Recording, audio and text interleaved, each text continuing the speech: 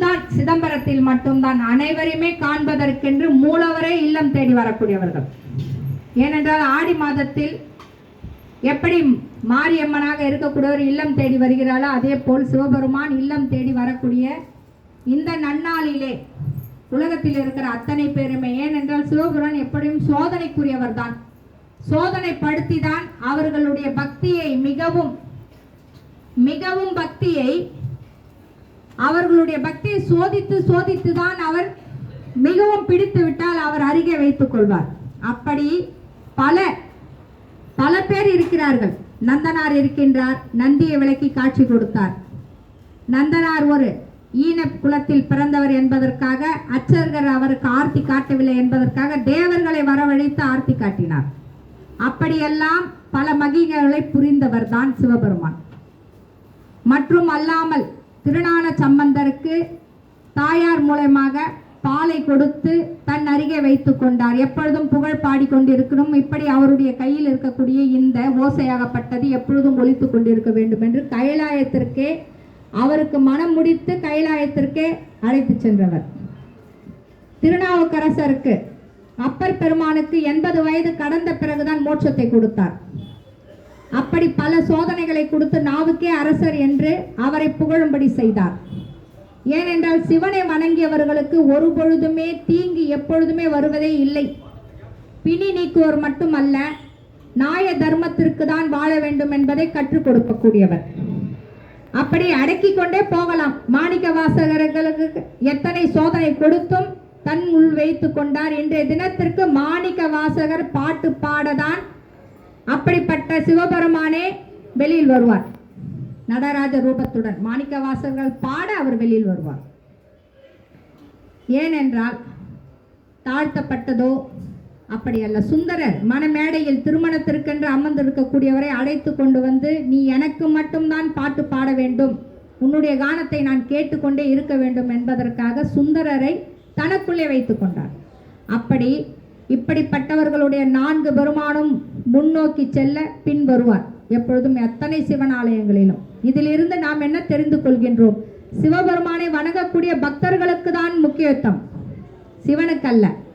சிவனுடைய வணங்கக்கூடிய பக்தர்களுக்கு முக்கியத்துவம் அளிக்கின்றோம் நாம். அதனால்தான் சிவ தொண்டரை எப்பொழுதும் கண்டுவிட்டால் அவர்களுடைய நம்முடைய சிரத்தை வணங்கி அவர்களுக்கு வணக்கத்தை சொல்ல வேண்டும்.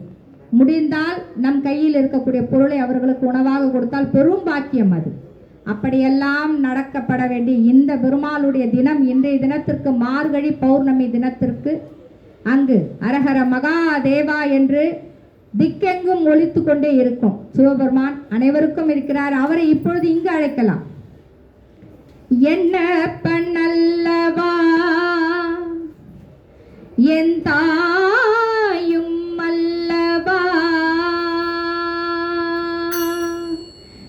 என்ன பண்ணல்லவா என் தாயும் அல்லவா,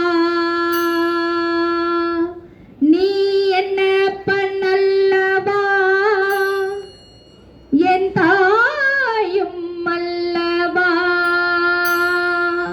என்ன பண்ணல்லவா என் தாயும்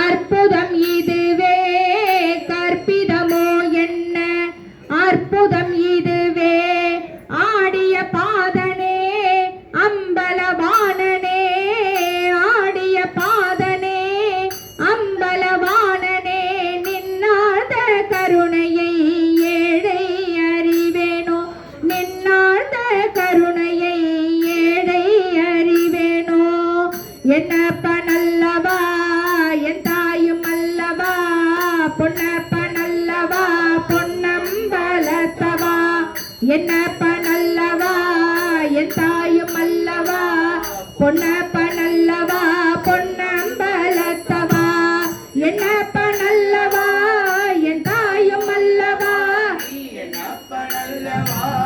என் தாயும் அல்லவா பொன்னப்பனல்லவா பொன்னம்பலத்தவா பொன்னப்பனல்லவா பொன்னம்பலத்தவா.